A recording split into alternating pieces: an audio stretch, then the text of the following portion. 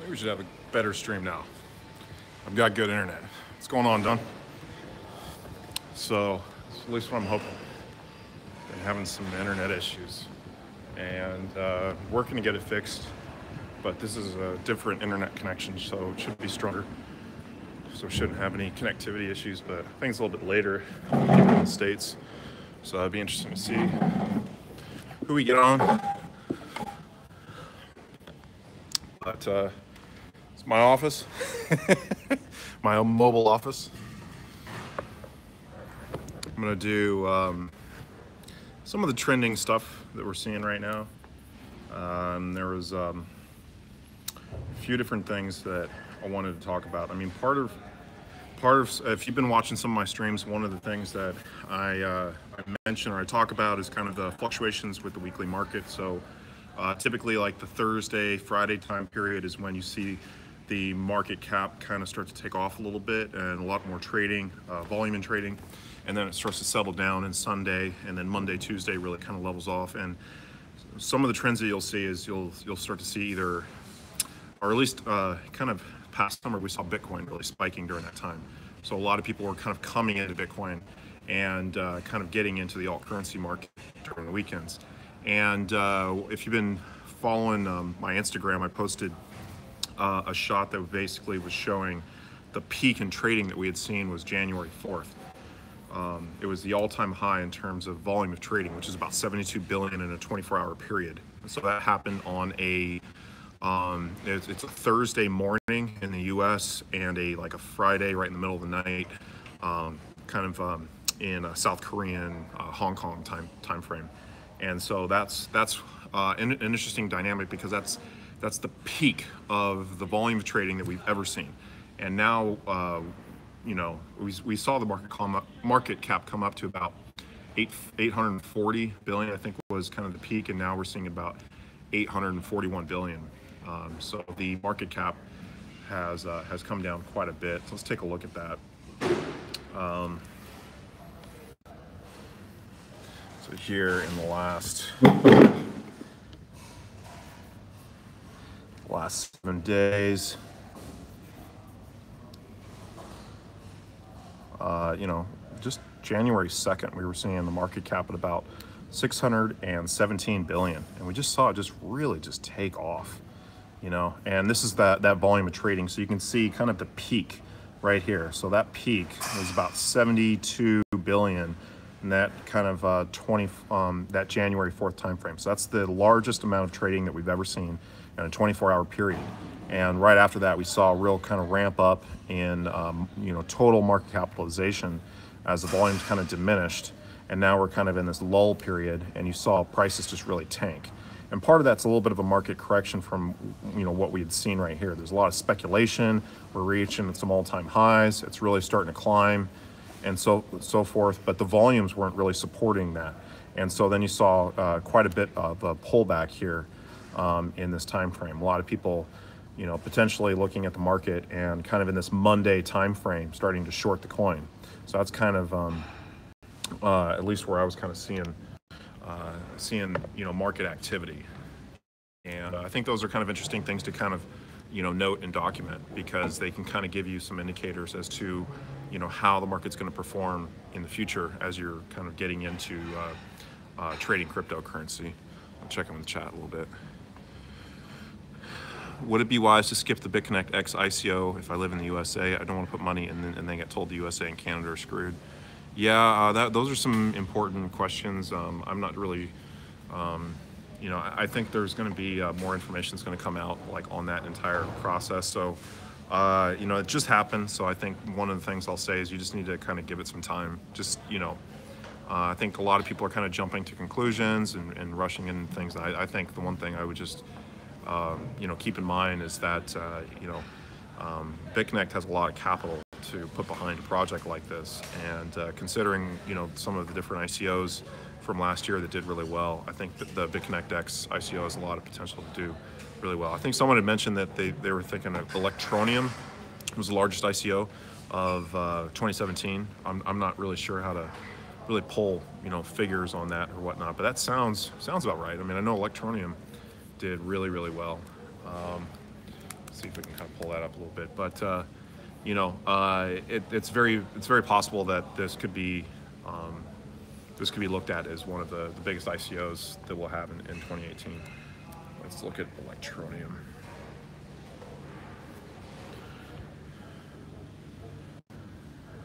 So Electroneum, about $829 billion market cap. So really started with a pretty big, looks pretty big like price discrepancy. So prices really had kind of collapsed. There was no volume here. And so like they hit the market, probably overpriced themselves or whatnot is kind of the way I guess I'm reading it, because this is all right here. So this just happened in November. Prices tanked, things that really kind of bottomed out. We saw prices come up a little bit, some different pumps in price and whatnot, but definitely has quite a bit of capital behind it, almost $1 billion, or almost a trillion in market cap, or yeah, billion. Yeah, billion. It's 829 billion. So interesting, kind of see that there. I want to let me check in the chat. Let's see if there's.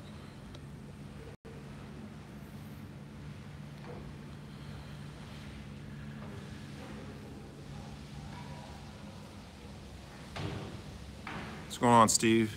Good to catch you on. Like your new workstation. You driving those 4 monitors with your MacBook Pro? No, I've got a computer set up. I think if you watch my SimLim video, I was kind of skeptical that the video card I had was going to push 4 monitors, but it's doing pretty well. Yeah, it sucks when you're invested in HODL and you see these Black Friday sales available. Yeah, let's talk about that a little bit. So there was some different activity that had happened. So for those of you that don't know, South Korea had basically just taken away the volume on CoinMarketCap. And so what they're doing is, you know, the prices when you come into, let's take a look at Bitcoin. When you come into some of these currencies and you're looking at price, I guess it's not doing it for Bitcoin. The volumes are kind of a little bit erratic in terms of like there's a huge arbitrage opportunity with South Korean prices when you're looking at some of the different you know, large market cap coins. And I was reading something that was showing that they're basically not counting some of the volumes from these larger exchanges. Yeah, here we go. So it wasn't doing it for Bitcoin, but it looks like for Ripple. So now we have a huge price discrepancy. Just taking a look at Ripple, you know, 232 in Bitfinex, and here we have a 352 price. So huge difference in price with Ripple, and it has an asterisk next to it. And if we come down here and take a look, price excluded. So they're not counting that towards the market cap, is the way I understand that. So there was a little bit of a pullback in the market, but I guess it was like somewhat artificial because that's they were kind of taking out some of the volumes with some of the trading. So there's you know, quite a bit of volume that's not being counted into the market cap, but and some of the other things I kind of wanted to go over and talk about were some of the trending coins. So right now, you know, it's kind of been a pretty big red day in terms of, I mean, if you're looking at the USD price, so if you're looking at the USD price, it's a really red day. There's a few bright spots here and there, but you know, as most people know, I try to just look more at the BTC price because that'll give you kind of a little bit of a different indicator. If you're looking at the top 11 coins, okay, nothing has changed very much except for Tron, which is somewhat expected because of just the big surge that we had seen with that coin. But Neo, Icon, Verge, and Stratis, or in terms of like the top, you're looking at the top 30 coins, those coins have really been trending. And one of the things that I thought was really interesting is I was a little bit interested in Icon because I didn't really know a whole lot about this. So I started doing a little bit more research, and that was, if you look at the title of my video, That's something I was kind of looking at. So it's trading pretty heavily in Binance, OK Exchange, Huobi. So it's trading in Asia quite a bit, and coming into their website a little bit. It's interesting to kind of see some of the different things here. So this is what I was looking at. So some of the differences between the comparisons of the blockchain. So this one is much different than Ethereum, EOS, and Bancor, which are the ones that are comparing it to. But I thought this was really interesting. I'm looking at the consensus algorithm, and I'm looking at proof of work, proof of stake. I'm looking at some of these different things. And right here we have this LFT. And so I didn't know much about this LFT, and so I had to do some research on that. And LFT is a different kind of in-house algorithm that they had built up. Let me see if I can find some of the information here.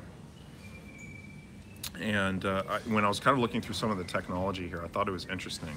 Yeah, okay, so Icon has, so this is South Korean in origin, and it has what's called loop fault tolerance. Icon has developed its own blockchain protocol called LFT, loop fault tolerance.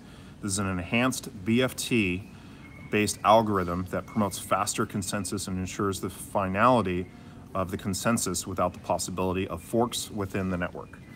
So there's a little bit of a different technology there. It's basically I think that's an interesting aspect, because you're having some of these major market cap coins that are forking. You've had Ethereum's forked. You've had Bitcoin's forking multiple times, and you're seeing that kind of played out in the market. And so this is a different algorithm to basically take that into account. It's the way I'm kind of reading into that. So it's an interesting technology, and kind of when I was looking into it, it's come up quite a bit. I want to take a look at this in terms of how it's performed here lately. I mean, basically since December 19th, it's really taken off in terms of its volume. So we'll take a look at the last month here. It hasn't been around for too long, but the volumes are really starting to pick up, and you're starting to see it really kind of wake up in the market here. So right here, just recently, we've seen the most of trading that we've ever seen. And you're seeing this kind of, primarily in Binance. It's about 50% of the volume. So some interesting aspects to that. It looks like, I like taking note of some of those coins that wake up in the market, because they tend to be ones that do pretty well if you just throw a little bit of capital behind it, a little bit of coin. How much is the cost of living where you're at? It's actually pretty low. It's Malaysia is is much better in terms of cost of living as opposed to Singapore. So it's good out here. So I mean, I'm staying monthly, and if you looked at, or you saw my previous live stream that cut out, I did a little tour of where I'm staying, and I'm staying there for basically about $3,700 a month. So that's, for what you get, that's pretty nice. I'm not going to find anything in Singapore for that price. Not even close. I was paying the same amount of money, and to stay in a shared space in a in a a 3-bedroom house in the central business district in Singapore. It's you get great deals out here. I noticed the market picks up late in the week and then goes down Sunday, Monday, and back up, rising and repeating. Yeah, it's kind of a natural kind of ebb and flow of the market. So I tend to kind of talk about that on my streams quite a bit. Some of that, what we've seen, some of the, I'm not sure how they're calculating some of the market cap now that they're not taking into consideration some of the South Korean activity. So I'm wondering if that might play into it. The way I'm looking at it is there was just a huge crash, but I don't know if that had anything to do with kind of how they were calculating things. I mean, typically, if it was something that was with CoinMarketCap, you'd see a sharp line down. That's what you saw with BitConnect when they changed the circulating supply. And when I'm looking at the market cap here, I'm not really seeing that. I'm just seeing a big dip. right here, just a huge dip. Like, what was this? Maybe like 12 hours ago, roughly. So there's a huge dip right there, and then a little bit of a correction. So interesting. Also, China banning mining, which energy is cheap there, and I heard Russia is going to take advantage in terms of mining. Yeah, that might be.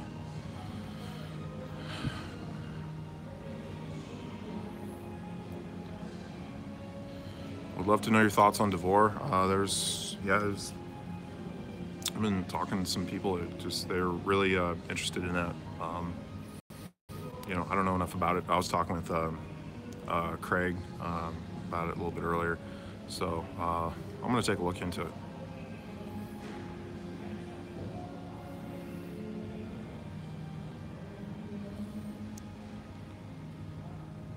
So is BitConnect X down? This is news to me.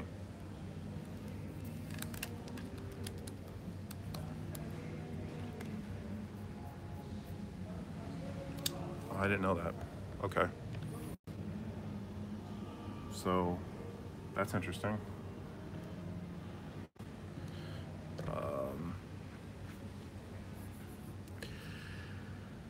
I think one of the things that I will say is that I think you're seeing steps that are being taken by BitConnect and by a few others. So they're not ignoring necessarily this Texas situation that's come up. I'm trying to stay on top of things. So perhaps if this is something that they are, you know, they have to, you know, get maybe a lawyer's perspective before they, you know, move forward with some of these projects. That's what I would recommend they do. You know, there was, you know, if I was just looking at, you know, let's see if I can find this. I was just seeing something a little bit earlier. I don't know if I'm going to be able to find this. Anyways, yeah, I would say that there's some interesting, you know, aspects to that in terms of like staying in compliance. So I think that's something that I would. It looks like BitConnect's trying to stay on top of some of these new regulations that are going to be coming out. So I think that's a good sign in terms of, you know, the way I'm reading into that. You know, I think that there's a few lawyers behind the scenes that are probably doing their due diligence right now to try and catch up with what's going on. I know a lot of lawyers that are interested in the cryptocurrency space, but very few that are actually claiming expertise in that area. So I'm not really sure how that's going to be interpreted legally. I mean, I think that lawyers are very careful about how they do certain things, and it can go really a lot of different ways. But I think the thing that that I'm hearing from both sides, well, not both sides, but more from the you know, some of the conversations that have come out, they're just really just trying to, you know, open lines of communication. But you know, I don't know how that's all going to be interpreted. It'll be interesting to kind of see. I'm not as involved with how that's going down, but I'm kind of on the sidelines just trying to help. Yeah, future money's down. Yeah, I mean, so it's all connected. So you know, Glenn's doing something behind the scenes. You know, he's not really talking to his team or anyone that's involved, and they're all reaching out to me and talking to me. So I'm like, you know, choose your sponsor wisely.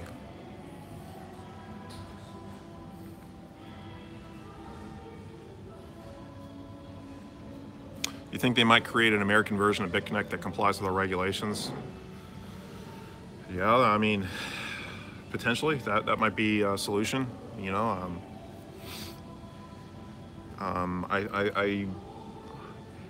the conversations that I've had, it seems like, you know, BitConnect has really been wanting to move forward with marketing, with, you know, pushing kind of newer developments and think that, and you can't necessarily do that in the U.S. Like, you can't just there's rules and things you have to kind of abide by. You can't do some of these different things. Now, this is an online platform, and it's kind of, you know, decentralized in nature, but it's still something where you're getting activity within the states that doesn't comply with like the way that they have things, right? Because it's not going through the state, right? It's kind of this, it's just this whole new realm of cryptocurrency regulations that really hasn't been addressed. And so I think you're starting to see people getting more interested in how that's going to go down. There's no Bitcoin law school. Yeah, and it'd be hard to get a crypto lawyer. Yeah, that's what it is. So opportunity, you know, someone open a Bitcoin law school. I'm sure it'll do real well. I'd take classes there. I'd want a degree in it. I think that'd be cool. I'd want to know everything to a certain extent. Sometimes if you meet someone that knows way more than you, and you're like, okay, well, I'm just going to talk to that guy. How much do you think will be poured into BitConnect X in the first 24 hours? Well, right now, the website being down, I would, none, right? I mean, I don't know what the story is.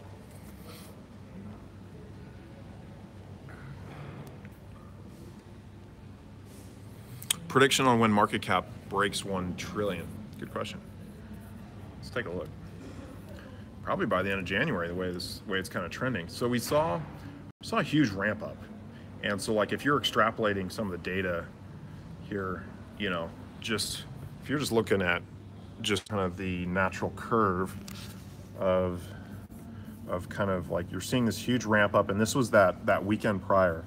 So I think every weekend that we kind of come into, we're seeing a big ramp up, and then we're kind of seeing a little bit of sell-off, recovery period, ramp up period, but this is a much bigger ramp up.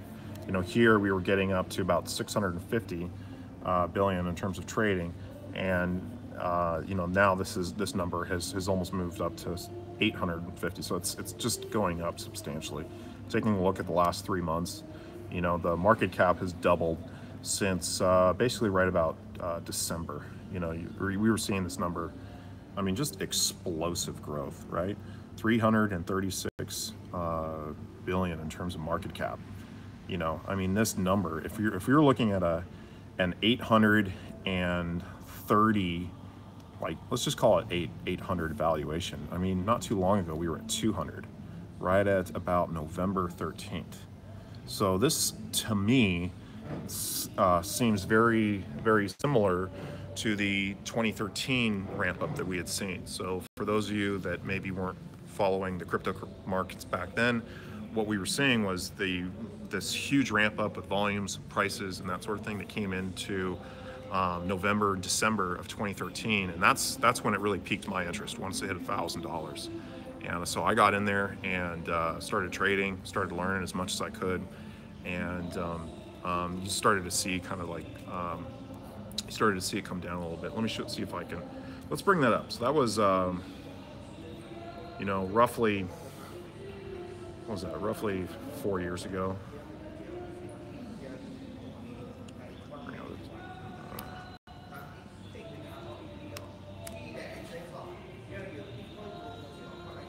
I'm hearing Bitcoin in the background.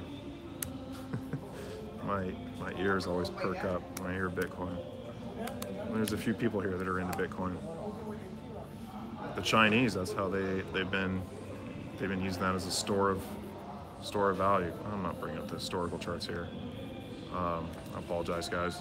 Let me bring up the historical snapshots so I can show you that kind of ramp up that we had saw in 2013. So, like, I'm just going to bring up kind of the end of November. Well, it's hard to bring up some of the charting.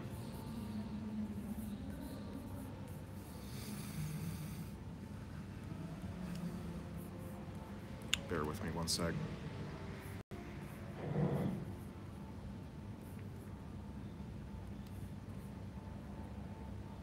Okay, yeah, here we go.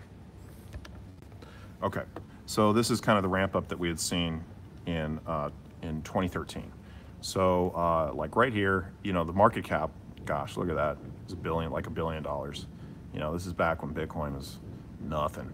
You know, picked it up for maybe a few $100, and it was really starting to kind of climb. And then right here, November, is when we saw the market cap, really take off. Kind of came down a little bit. We got another recent surge, and then we saw that's, I guess, when CoinMarketCap probably started started reporting volumes of trading here. Let's move this in a little bit. So, and you can kind of see how that played out kind of throughout that quarter. So you saw a big ramp up, and that's kind of when everything kind of woke up. And then, you saw kind of the market just kind of really go sideways, but kind of progressively come down. And that trend really kind of continued. As you can see, it just kind of really continued after that. We saw a lot of trading kind of in this time frame, and things really died down. I think part of that was market adoption. So like for a lot of people, it was still very new. There wasn't really a whole lot of ways to transact. So when you started getting into trying to get into trading or cryptocurrencies or that sort of thing, it was still really a very techie world. Whereas now, I mean, you have apps, you have a lot more, and developed applications that are making it much easier for people to transact. And I think that you're seeing a lot of activity. A lot of that activity, at least this year, was centered in Asia.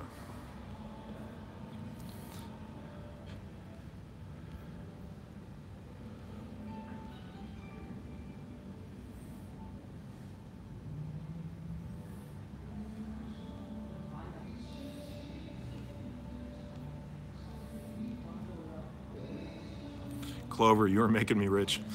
I should put like my donation thing or something on. I don't know. I'm glad that people are benefiting from my some of my calls. I'm really just trying to document the market as a whole. For me, it helps me. And I think when I first started my channel, I kind of did it more for selfish reasons. Like I was really just trying to document it for me, so that I could kind of go back and be like, okay, this was happening on this date, this is happening on this day, so I can get a better idea of what's going on, so that I can make trades and whatnot. Like I really haven't been trading. I talk about the market on a daily basis and I follow it, but I'm still trying to get my setup going. So pretty soon I'll be doing more of that.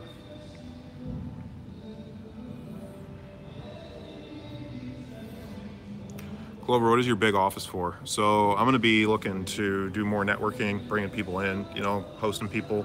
I mean that's part of the thing I'm trying to do. I'm trying to build with some people. So I want to find people with some specialized skills, and if we mesh and we can work together, let's do it. So I'm having conversations with people. Like I think a lot of people can kind of relate to kind of what I'm doing, where I'm coming from.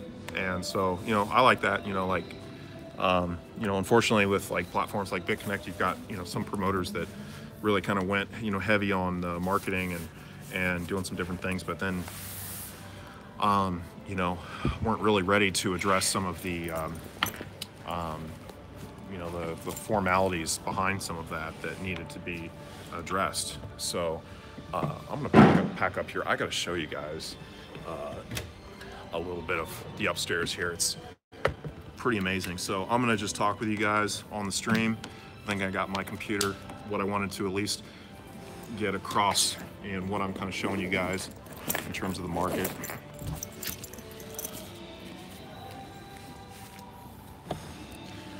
But yeah, I like it in here.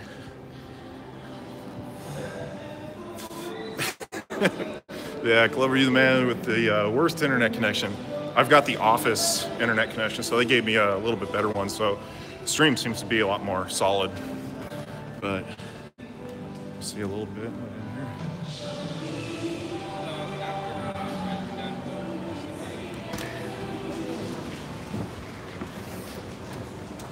So those of you guys that don't know much about Forest City, I'm going to show you guys what they're building here, because like this is probably the best way to kind of explain. Hey,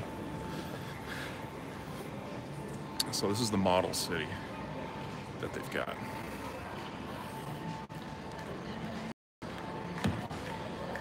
This is the city they're building, and this is only first phase. So this entire thing, the city that they're building, this is just the first phase. There's gonna be like 4 phases, and so each one is gonna have like a signature tower and whatnot. Oh, no way.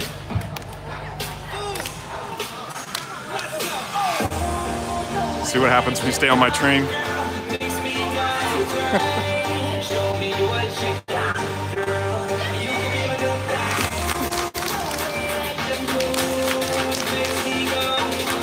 They're preparing for something.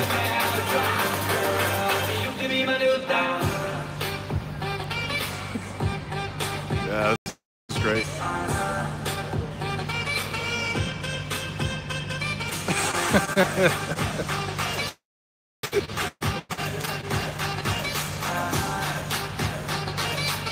Yeah, it's so random. What you gonna do with that dessert? All right, I'm gonna give them a little bit of privacy. Some of the Asians, they get they get shy on camera. But yeah, this is the city they've got here. This is what they're building. So like right here, so I'm staying in this hotel right here. I've got the suite kind of like right on top here, so I got a nice little spot. But right behind me, you can see like they're finishing this apartment tower right here. And so the ones with the signs, they're going to be completing. They're building these, like, it all has this forest theme. You can kind of see, like, this is kind of the hotel. They're going to have, this is going to be all office space. So I'm looking maybe to get some office space in this building right here. And this is going to be more of like the central business district. And this is their signature tower that they're building. So for each island, they're going to have a signature tower, kind of the tallest tower, right? And so that's, these are kind of currently the projects they have in works, they have funded that they're moving forward with. And then you can see like this is going to be like the road to the next island. So this is going to be one island, and then they're building. So this is just this part right here is all they're building, but they're building all the way out into here. I don't know if you can see that. So yeah, this is this spot right here. And they're building all these spots. It's pretty cool. I'm gonna go back and see the dancing girls.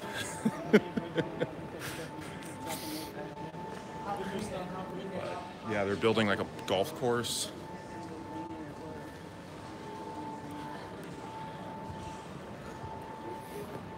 I'm in Malaysia. The dancers are the CryptoClover chipmunks.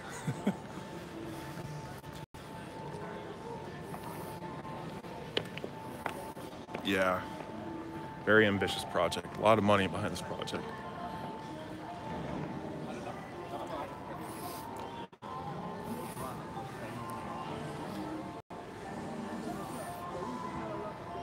Yeah, Forest City, that's the theme.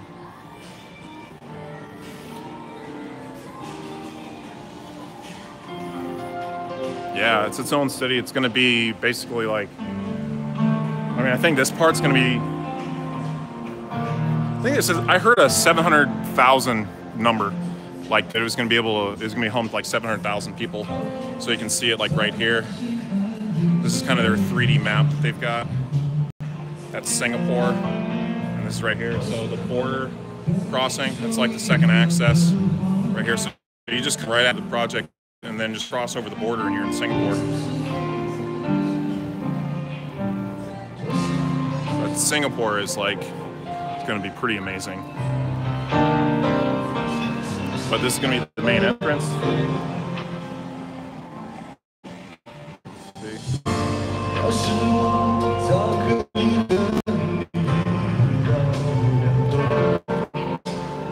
It's going to be my future home.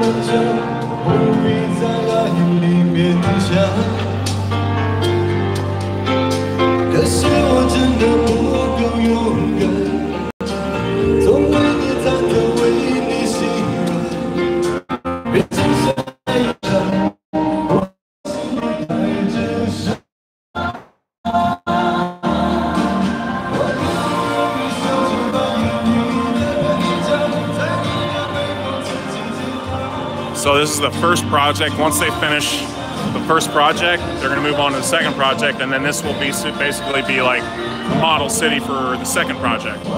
Right now, this is all what's under construction. So all the buildings are what you're seeing is like the ones that have tags on them. Like all of the ones up there, all of those ones, they're all sold out. They're all sold out already. So like there's been a lot of investment in this project, and the sales office is actually like right over here. And like all they do is like they host people that are interested in buying. And right now it's being bought up by the Chinese. Like the Chinese are buying everything here. Very Chinese.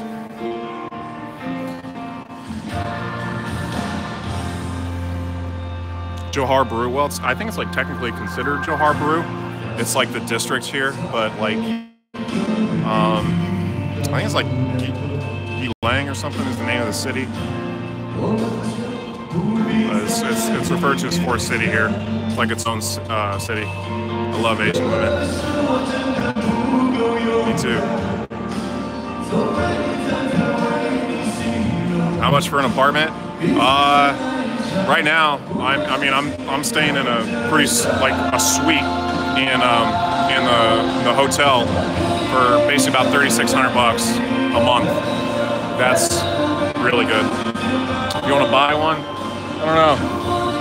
I mean, I would say they're affordable. Like, I would say they're more affordable than like some of the other projects. Like, it's not crazy money, you know? Like, Singapore is crazy money. Like, everything in Singapore is ridiculously expensive. Malaysia, it's cheaper to do business than here in Malaysia. So the costs are much lower. The cost of living is much lower, which is the big appeal for me. It's really loud over there. That's why I'm moving over here. And it seems like the internet's still doing well, so doing good on that front. Went up to 100 plus subscribers thanks to you. What happened?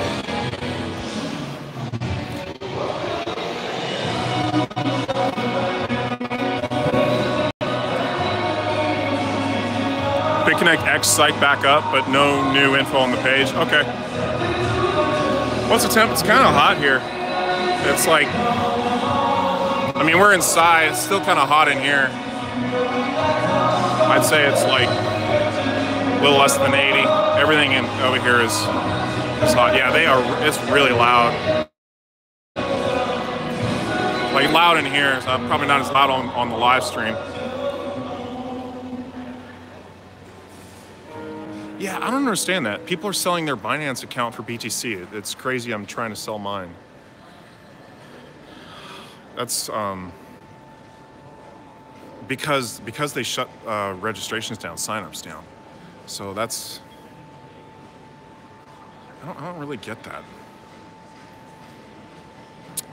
I think it's going to be important to be in a lot of different exchanges though, and like that's one of the things I think it's going to be good to kind of get some diversification, because at the end of the day, these exchanges, they're businesses, and you know, if they have some regulatory issues or some compliance issues, I mean, that could be like the straw that breaks the camel's back, so to speak. Like that could be the reason that, you know, you might start to see more Mt. Gox type scenarios where people are, cashing out of exchanges because like they're running from, you know, maybe a government ruling or something. Who knows?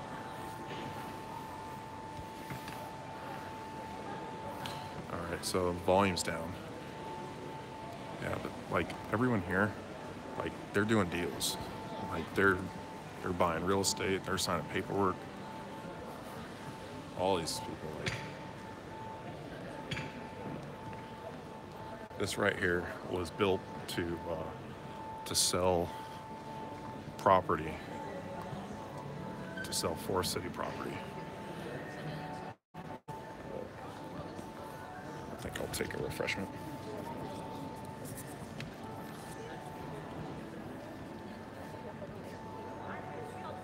Take a black tea. They left Clover a long time. That's funny.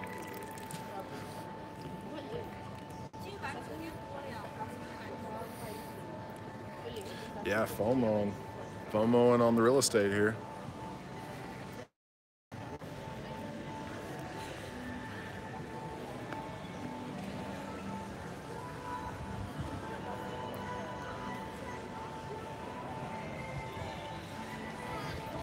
take a seat here. Maybe check in.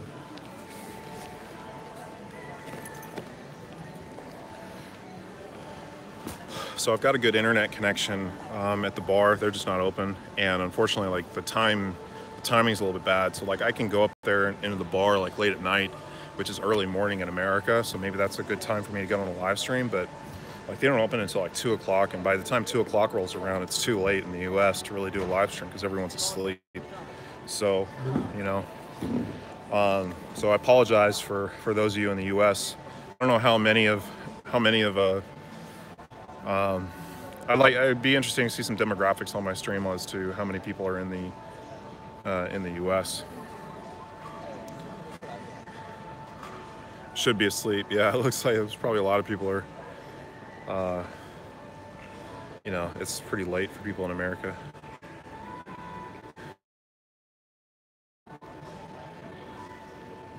Oh, you made the video on how to get around the BitConnect state pop-up?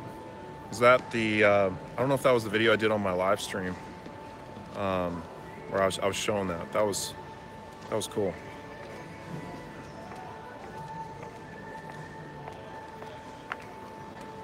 They added another 12 hours to the timer on BitConnect X. Okay. They're working behind the scenes. At least that's at least good to see. You know, you're seeing progress, right?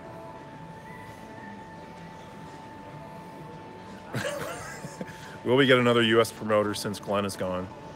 I don't know.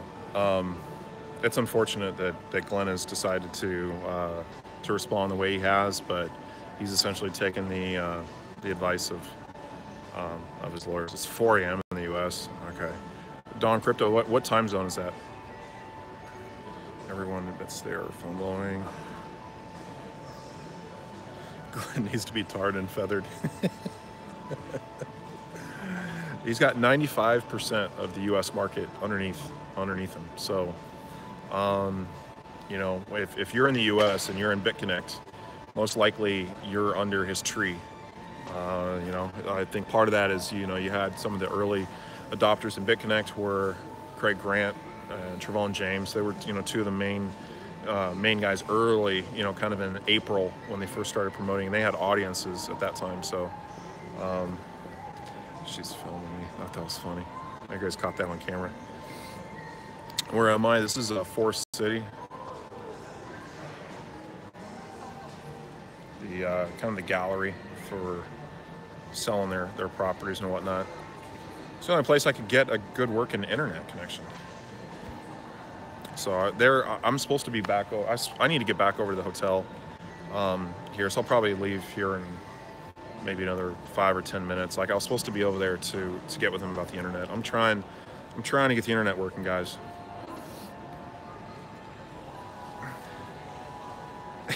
She's checking you out. We understand if you need a YouTube timeout. Yeah, she's with a group right now.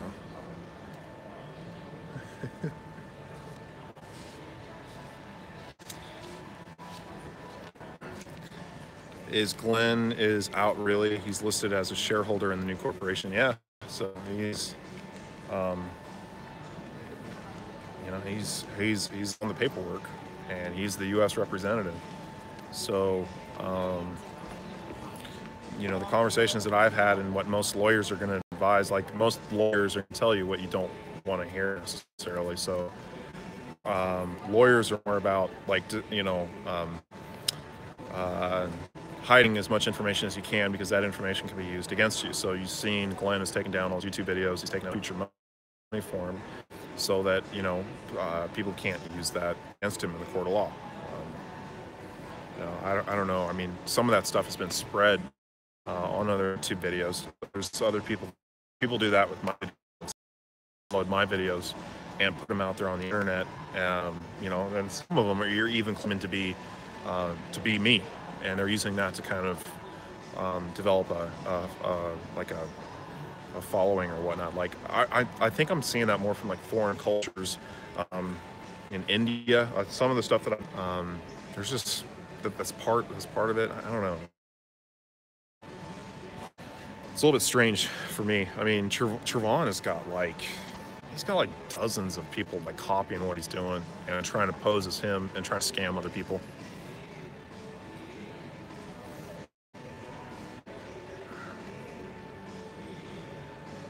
yeah, other people's reposted it.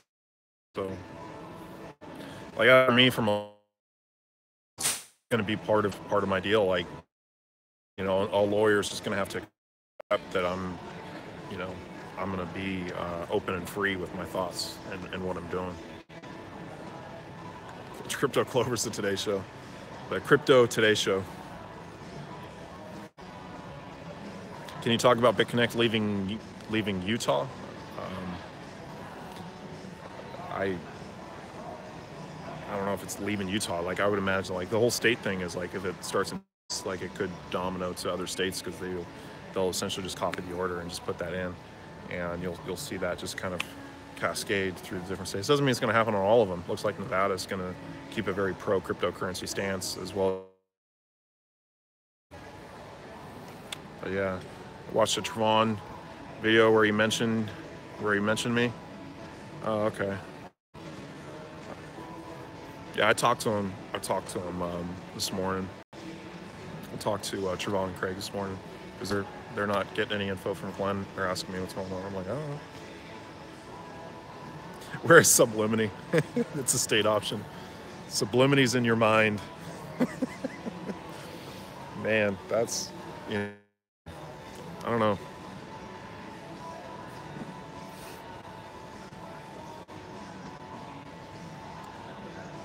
Check YouTube. It's not in Utah. They pulled out. Number sucks bad. I don't know what that means.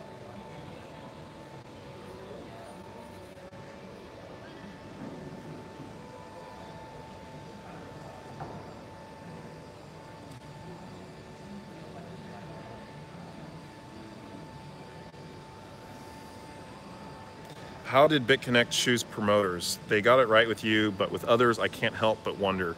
Was it based solely on how much they had invested? So I think part of it was more based on volume in their team.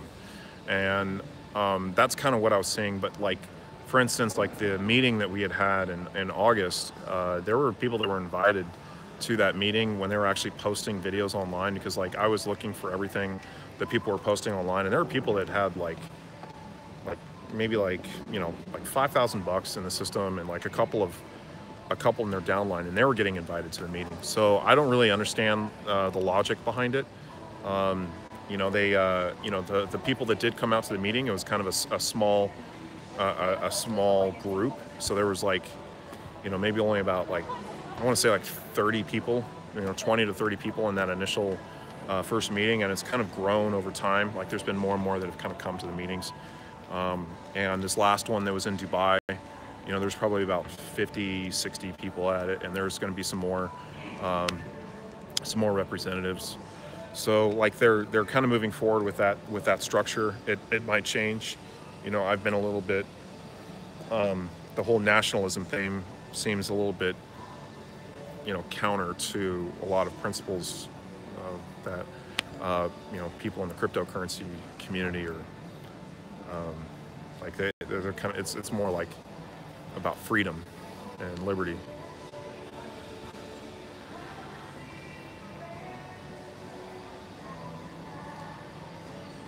I don't know about, is it true that Craig and James sent 150K to DeVore? He was live and it piped up. I'm not sure.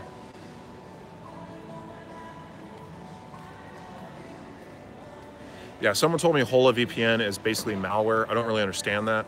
So it's not a good VPN.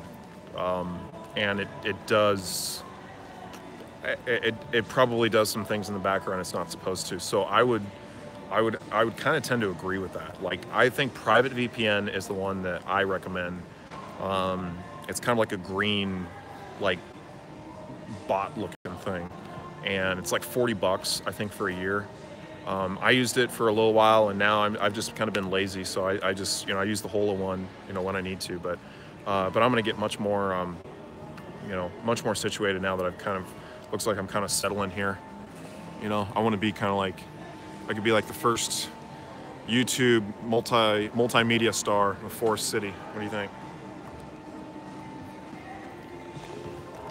Let me get up and go for a walk here.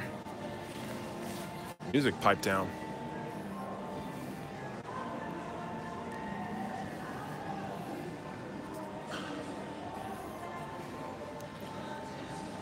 Craig James. I think they're just talking about Craig and James.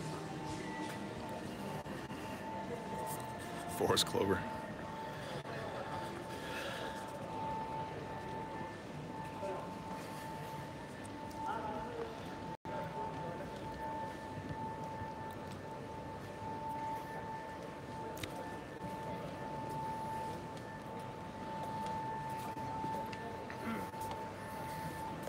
What's the price of your hotel a night? The price of my hotel is $122.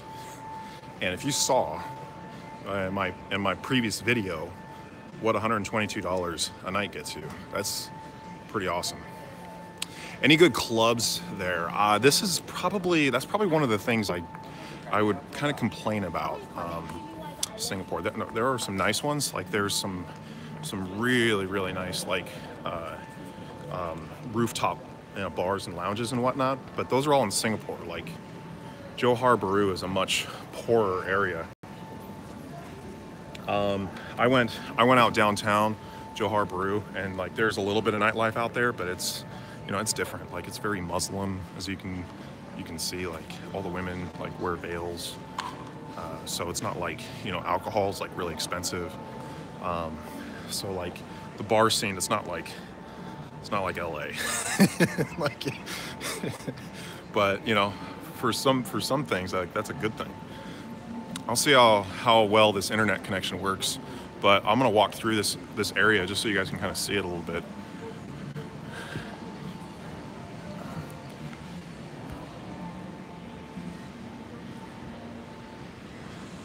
What do people think about seeing a white guy here? Yeah, well, I stand out. People think I'm like Australian or British or whatnot. You don't see Americans here. I have yet to see another American here. It's all Chinese. But the architecture is amazing.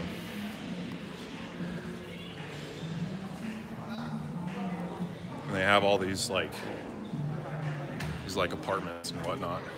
It's kind of model apartments. Let's go take a look at one.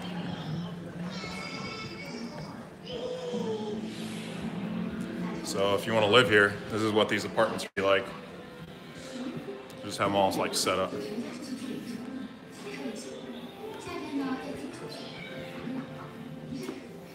So these are like sample rooms. I got a bunch of these. But do many speak English, or is there a language big barrier? So they have what's called like Singlish. So it's like Singaporean English. It's kind of this weird dialect I'm still trying to understand. But you have kind of more like they're bot. There's a bot serving drinks. You guys can't see this. Joe, it's flashback.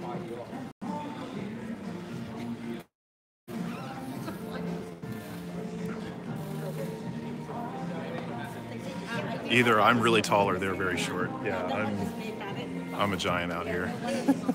Both. Yeah, both. Oh, sorry. People are camera shy. So I'm trying to, but it's a little.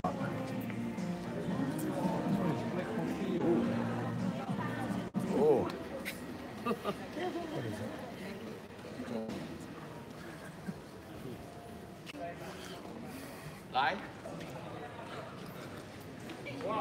Old man just pickpocketed me. Drink bot now accepting BitConnect. The trading bot.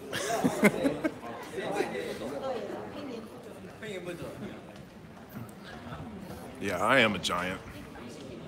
I'm trying to lose some weight though. That's gonna be something I'm gonna try to get into. Try to lose some weight. I'm trying to get skinny. Tired of being big. How tall are you? I'm 6'5" and change, like 6'6". And I'm pretty heavy right now. I gotta lose some weight. Hey. So you see some of the projects in the background. And I'm just gonna walk back to my hotel room, start working on a few different things. So I'll get off here in about like 5 minutes or so, but it's a cool little walk. We'll see how long the internet works. But this is, they have like basically an outdoor mall here. And everything's kind of covered up. And this kind of green foliage.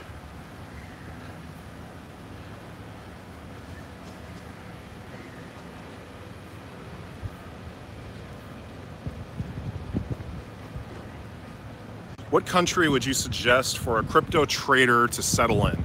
Is Dubai an option?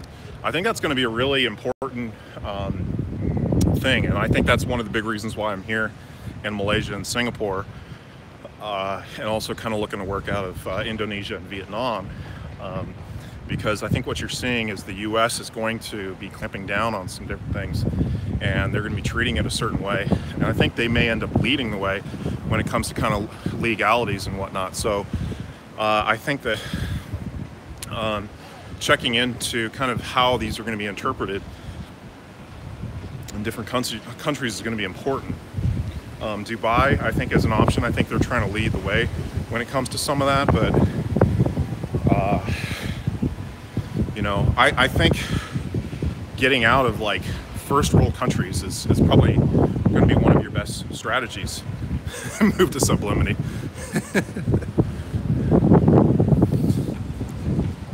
CryptoClover, you know Mark Bullsarm, one of the original developers of a Linux system. He's the leading development of an ICO for a utility coin from here in Alaska called Denali Coin. I'll take a look at it. I'm always interested in kind of looking at some different things. One of the big things that's going to be important for those types of projects is the marketing.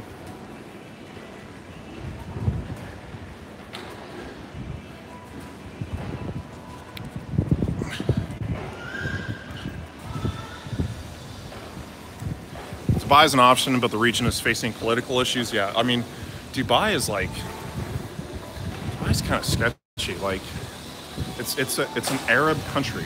Like, that's one of the things you have to realize about Dubai is that it's like the rules are different there. Now it's the most liberal or like progressive Arab city or municipality, but the Arab world is much different. For those of you that haven't been to an Arab country, you know, they just go by some different rules, and so like that may interfere sometimes with like business, because like you know, like Americans, like you have to watch what you do. Like, you can't swear. You swear, like they're gonna throw you in jail.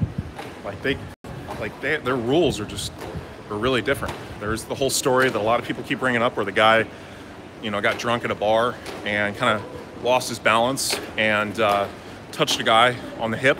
This just recently happened. He like touched a guy on the hip. Like, that's all he did. Is he lost his balance at a bar. He was drunk, and he touched a guy on the hip, and he was like in jail for like 3 months. For him just to get out. People photobombing.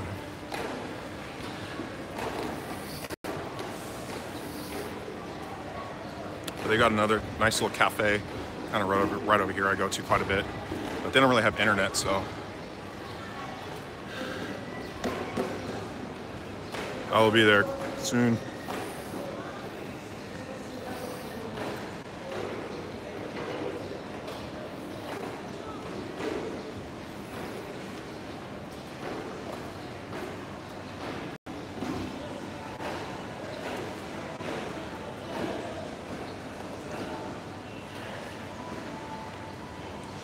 What time will BitConnectX go live for you tomorrow? Are you going to live stream some at that point? Yeah, I might do that for a little bit. We'll see. You know, I just moved, so I keep moving, but got getting set up in my new spot.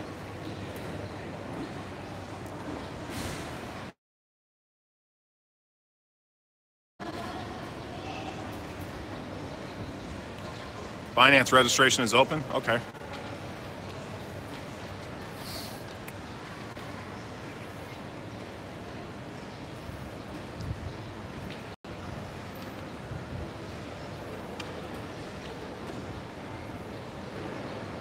Yeah, Roy Murphy said he's doing a live stream on that. Yeah, that'll be interesting.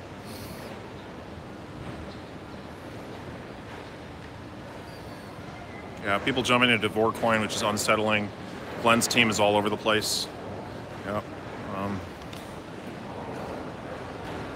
I don't think he's like, you know, like one of the things that, like I've been involved with sports and teams and like communities like that, like my entire life. Like I've been a captain of a football team. I've been a captain of a track team. I've been like a captain of a basketball team at some point in my life. So I have a lot of different kind of like my whole sense of leadership is completely different. Like you don't, not necessarily Glenn, but there's several others to be in a leadership role. And I think that you're getting more and more people that maybe don't necessarily know how to handle that the right way. So you're seeing with Glenn, like what he's doing is he's going anonymous like BitConnect.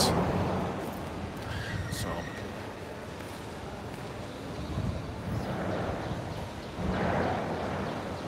Craig Grant. Yeah, I got to say.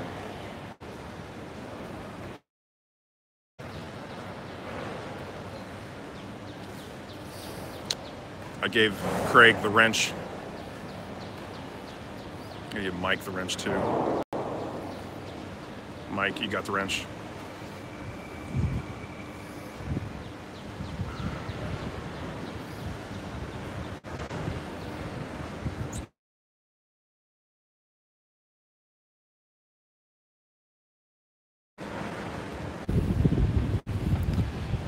I'm gonna walk this way.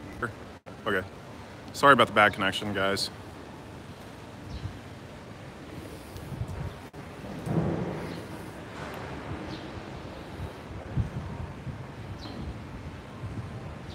Dubai will pay you to be there. You might be mixing it up with other Arab countries. Dubai is an international hub. They will pay people like you to go there.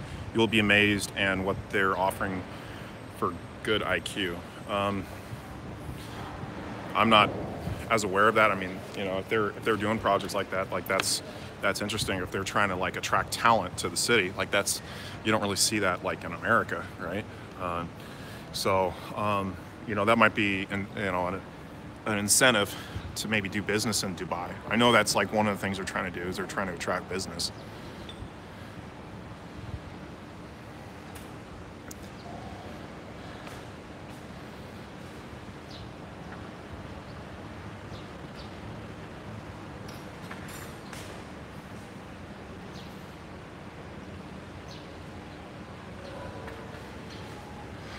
Would it be a good idea to limit the amount of referrals under them for the support of giving their team support?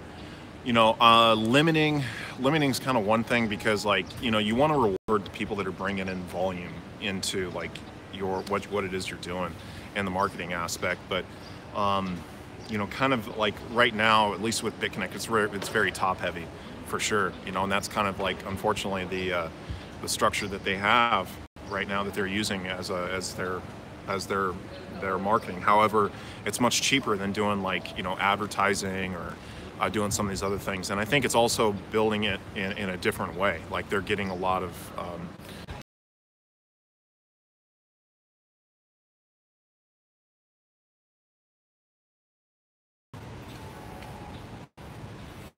gonna just move a little bit closer to the office. Sorry, guys. Yeah, to answer your question though, I think there needs to be something that needs to be done in terms of to make that whole process a little bit more fair.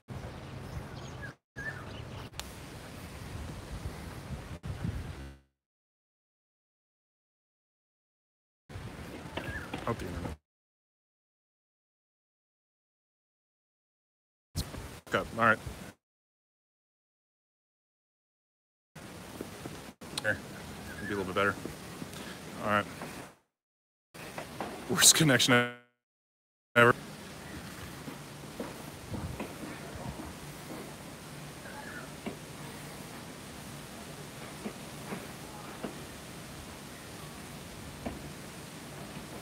Yeah, seriously, have to be aware of laws in Arab countries. One place I visited in Qatar, if you spit or litter on the ground. Like, I think I did that like with my girl that I had over in Dubai. Like I just like spit on the ground, and she's like, "You can't do that here." It's like, why? You can't spit? That's crazy. But yeah, they've got some just crazy laws. I mean, Singapore, like their whole thing is like, the big thing is like gum is outlawed. Like you can't buy gum there, but and if you litter or you throw gum on the ground, it's a huge deal. But the nice thing about that is it's a very clean